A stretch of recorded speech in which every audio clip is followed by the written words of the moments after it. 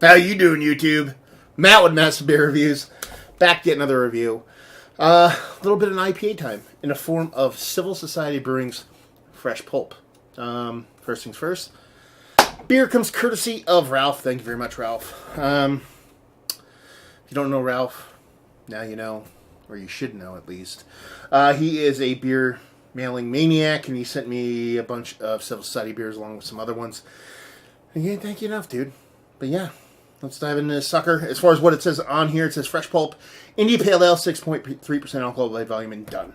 It's basically just kind of a little Pulp logo with a little bit of a palm tree going on. I kind of dig it. I really like Civil Society's labels, to be perfectly honest with you. So yeah.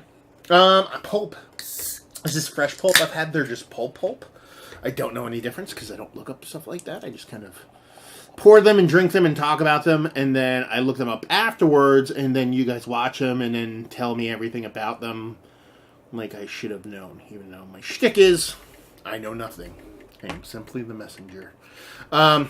If anybody gets that reference, and don't Google that shit and then come back like you know what I'm talking about, you legitimately know what movie that's from, right down below. Maybe I'll send you something, maybe I won't. I don't know.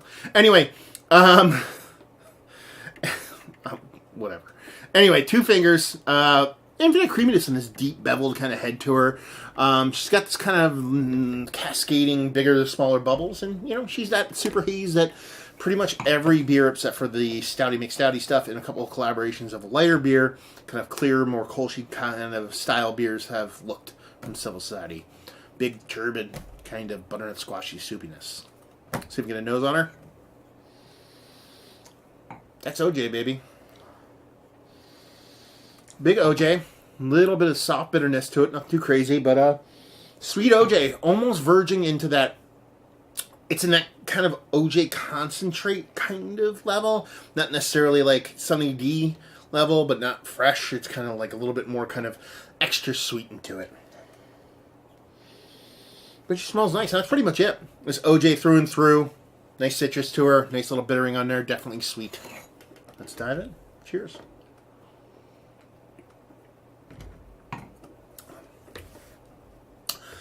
Yeah, that OJ comes through in the actual taste, but it's trumped by a big, soft, drying kind of green bitterness.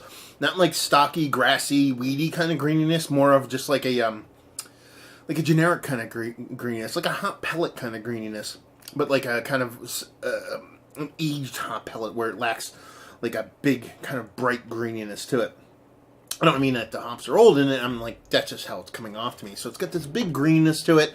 That's kind of generic. Nice citrus. Nice mouthfeel. Not super huge, dense, like a lot of their other beers get.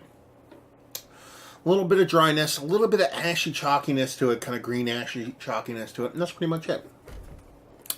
Not a bad beer. One of the more reserved beers I've had as of late from these guys, from the stuff that Ralph has sent me, but still kind of very kind of a lot of ingredients, not a lot of kind of deftness to it.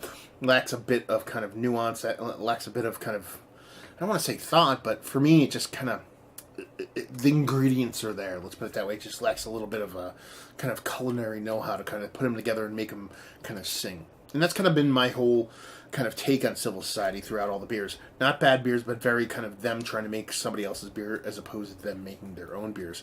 But if you live in Florida and you're just a haze out or something like that, you definitely enjoy this. So let's talk about it. It's one of the better IPAs that I've had as late, especially or more specifically in the New England style. No, but not bad nonetheless. Great availability. These kind of beers typically $15 to $20 a 4-pack. Probably where this one lands.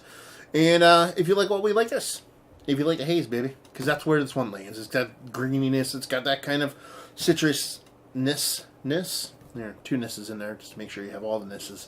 And just kind of, kind of generically checks that mark of the Hazebro kind of beer. It just lacks, like I said, for me, a bit of personality, which I always want in pretty much any beer, but with a market so flooded with a lot of these different beers, you just kind of really want that kind of identity, that personality to it, and this one just doesn't have it for me. So there you go, another review in the books. Hopefully you guys enjoyed the review. If you didn't, anywhere in between, down there, words and stuff and things.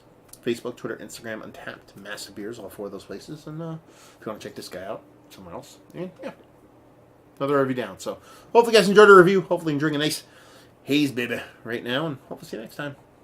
Cheers.